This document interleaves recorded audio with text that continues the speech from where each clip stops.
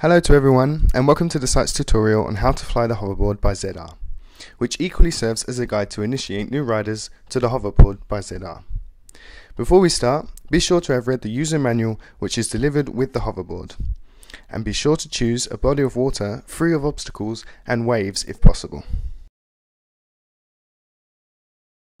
Begin by laying flat on the hoverboard and performing a series of left and right turns. Whilst laying on the board, unroll the tube to its full length in the water. Cut the motor. To begin, place your leading hand on the nose of the board. Your leading hand will be the left for a regular stance or your right for goofy stance. Maintain control of the hoverboard with your leading hand. It will try to raise above the surface of the water. Restart the motor. Place both your feet into the foot straps, rear foot first and leading foot second. Place all of your body weight onto your leading foot and bend your front leg and lean your knee towards the center of the sticker placed at the nose of the board. Looking directly ahead, maintain your balance and try to exit the water. You can release your leading hand once the board has exited the water. Try and keep your body and position relaxed. Try to perform a series of left and right turns. Lean on your toes to turn right, lean on your heels to turn left. Be sure to keep your center of gravity above the board. To climb in height, lift your leading leg until your desired height is achieved or increase the gas. To stabilize the board, apply body weight to the leading leg. To descend the board, push hard with your leading leg or release the gas. To control your flight at the maximum height, around 4 meters, stabilize the board by holding the nose with your leading hand and bending your leading leg. Do not pull the board towards you. Before starting the initiation, be sure to brief your student well.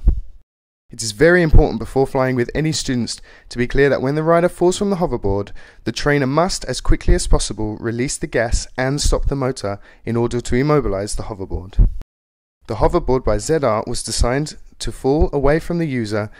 To repeat, it is very important for the trainer to stop the motor so as to avoid the hoverboard from resurfacing at speed, as shown in this example. Before restarting, verify that the rider has both hands firmly on the nose of the board. Never climb above 3 meters on yours or your student's first initiation. To initiate a first-time rider, follow the steps covered before. To begin, lay flat on the hoverboard and perform a series of left and right turns.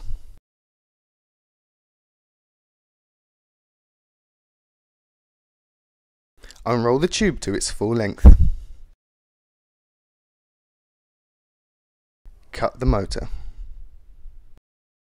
Ask your rider to place his or her feet into the stops as explained before, step by step. Rear foot first, front foot second. To raise the rider above the water surface, accelerate the motor of the PWC between 5,000 and 6,000 RPM. This may vary depending on the type of PWC used and the weight of the rider.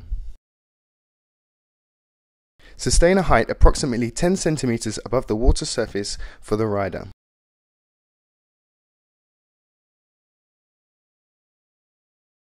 Ask your student to perform a series of left and right turns.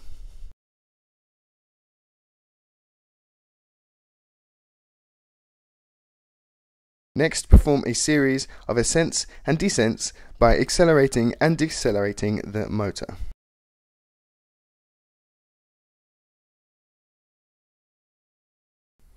To reiterate, when a rider gains height rapidly on a hoverboard and loses control, it is essential that the trainer cuts the motor.